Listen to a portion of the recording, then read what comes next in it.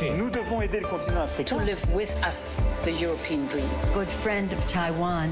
Europe 1, bonjour. Vous écoutez Europe 1, bienvenue, bon réveil, il est 6h54. La revue de presse internationale nous emmène d'abord en Argentine ce matin. Bonjour Flora Genoux. Bonjour. Vous êtes à Buenos Aires pour Europe 1. À la une, Flora, de la presse du pays. La libération d'otages israélo-argentins par le Hamas. Sur les 11 individus libérés lundi, tous binationaux, 6 sont argentins, la nationalité la plus représentée du groupe. Parmi eux, les plus jeunes otages de cette cohorte, des jumelles de 3 ans, Yuli et Emma Cugno, libérées avec leur mère, souligne Pagina Doce. Elles avaient été enlevées dans un kibboutz du sud d'Israël avec une autre partie de leur famille, retrace Clarine, qui publie des photos des jumelles avant la prise d'otages, des fillettes rieuses aux grands yeux sombres et cheveux bouclés. L'Argentine compte la plus grande communauté juive d'Amérique latine, rappelle Infobae, qui s'indigne par ailleurs de ce symbole de la barbarie. Le plus jeune de tous les otages séquestrés est un bébé israélo-argentin. Il a fêté ses 10 mois en captivité, où il se trouve toujours. Nous partons maintenant pour l'Inde avec vous, comme Bastin. Vous êtes à New Delhi pour Europe 1. Qu'est-ce qui fait la une de la presse indienne ? C'est la fin du calvaire pour les 41 ouvriers coincés dans un tunnel dans l'Himalaya. Il leur aura fallu attendre 17 jours dans le noir et le froid, 400 heures exactement selon NDTV, pour pouvoir sortir de la montagne après que leur chantier se soit effondré.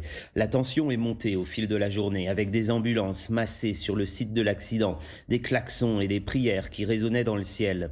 Les derniers mètres pour les libérer ont été creusés à la main selon India Today par des mineurs aguerris aux conditions les plus rudes. Les meilleures foreuses avaient auparavant échoué à les libérer. La polémique sur les normes de sécurité du chantier est oubliée. C'est désormais le soulagement qui domine, explique le Times of India.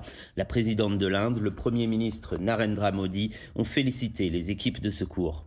Dernière étape, la Grèce. Avec vous, Clémentine Athanasiadis. Vous êtes à Athènes pour Europe 1. De quoi parlent les médias grecs ce matin ? Eh bien, du naufrage d'un cargo dimanche dernier au large de l'île de Lesbos. L'opération de sauvetage en cours est rendue difficile en raison de vents très forts, précise le quotidien Tanea.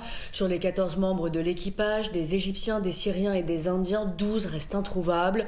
Un corps sans vie a été repêché et un marin égyptien a pu être secouru. Mais derrière la tragédie se posent de nombreuses questions, écrit le journal Efsin. Selon le témoignage du seul survivant, le navire parti d'Égypte était en direction de l'Ukraine et non d'Istanbul, comme initialement indiqué.